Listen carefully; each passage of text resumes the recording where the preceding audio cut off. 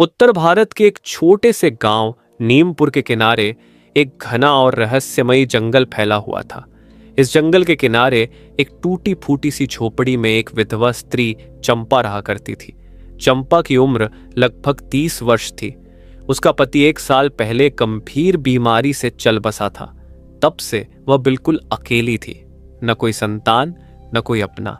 वह जंगल से लकड़ियां इकट्ठा करती और गांव में सिलाई बुनाई का काम करके किसी तरह अपना गुजारा करती।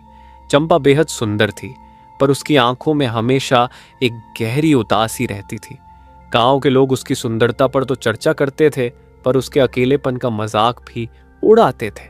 कई बार उस पर झूठे आरोप भी लगाए गए, लेकिन चंपा कभी किसी को जवाब नहीं देती।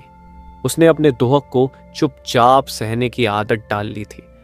एक दिन जब चंपा जंगल में लकड़ियां काट रही थी, तभी एक घनी झाड़ी से एक कुत्ता निकला। उसका रंग गहरा काला था, शरीर लंबा और गठीला, लेकिन उसकी आंखों में एक गहरी शांति थी। वह चुपचाप चंपा के पास आया और बैठ गया। चंपा थोड़ी घबराई, लेकिन उस कुत्ते की आंखों में कोई हिंसा नहीं थी। वह बस शांत होकर उसे देखता रहा। चंपा ने धीरे से मुस्कुराते हुए कहा, तू कहां से आया? कुत्ता कुछ नहीं बोला, लेकिन अपनी पूंछ हिलाता रहा। उस दिन के बाद से वह रोज आने लगा। कभी चंपा के लिए जंगल से आम लाता तो कभी सूखी लकड़ियां। धीरे धीरे चंपा को उसकी आदत हो गई। उसने उसका नाम रख दिया श्यामू। चंपा और श्यामू के बीच एक अनोखा रिश्ता बन गया। वह अब हर जगह चंपा के साथ जाता। जब चंपा अकेली होती तो श्यामू उसकी गोद में सिर रखकर बैठ जाता। जब वह उदास होती तो वह कोई पत्ता या फूल लाकर उसके सामने रख देता, जैसे वह जानता हो कि चंपा को किस वक्त क्या चाहिए। एक रात बहुत तेज बारिश हो रही थी। झोपड़ी की छत से पानी टपक रहा था। बाहर ठंडी हवा चल रही थी। तभी झोपड़ी के दरवाजे पर खरोंचने की आवाज आई। चंपा ने दरवाजा खोला तो श्यामू भीगता हुआ बाहर खड़ा था। वह कांप रहा था। चंपा ने उसे अंदर बुलाया, तौलिया लाकर सुखाया और पहली बार उसे अपने पास सुला लिया। उस रात के बाद चंपा को कुछ अलग सा महसूस होने लगा। कुछ हफ्तों बाद उसकी तबीयत बिगड़ने लगी। वह दिन ब दिन थकी हुई लगने लगी। पेट में अजीब सा भारीपन महसूस होने लगा। जब वह गांव की दाई के पास गई तो दाई ने कुछ देर देखकर कहा, बेटी, तू मां बनने वाली है। चंपा सन्न रह गई। उसने कांपते हुए कहा, लेकिन ये कैसे हो सकता है? मेरा तो कोई नहीं है। दाई ने उसकी आंखों में देखा और कहा, मैं झूठ नहीं बोल रही, ये बच्चा तेरे गर्भ में पल रहा है। गांव में यह बात आग की तरह फैल गई। लोग बातें करने लगे। पंचायत बैठी। गांव के मुखिया ने चंपा को बुलवाया और पूछा, सच सच बता, तेरे गर्भ का पिता कौन है? चंपा ने सिर झुका लिया और बोली, मुझे नहीं पता, बस श्यामू है, वही मेरे साथ रहता है। पंचायत में लोग हंसने लगे। क्या अब औरतें कुत्तों से भी? लोगों ने ताना मारा, लेकिन चंपा की आंखों में सिर्फ सच था, वह सच जिसे वह खुद भी पूरी तरह नहीं समझ पाई थी। उसी शाम गांव में एक बाबा आए जो कई वर्षों से हिमालय में तपस्या कर चुके थे। लोगों ने उन्हें चंपा की स्थिति बताई। बाबा ने चंपा को देखा, उसकी आंखों में देखा और फिर बोले, इसका गर्भ कोई साधारण गर्भ नहीं है, यह एक दिव्य आत्मा है। और यह कुत्ता, यह कोई सामान्य पशु नहीं है, यह एक श्रापित देव है। बाबा ने बताया कि वर्षों पहले एक देवता ने एक स्त्री का दिल तोड़ा था, जिसके कारण उसे श्राप मिला कि वह तब तक कुत्ते की योनि में रहेगा जब तक कोई स्त्री उसे सच्चा प्रेम न दे। और चंपा का प्रेम वही परीक्षा था।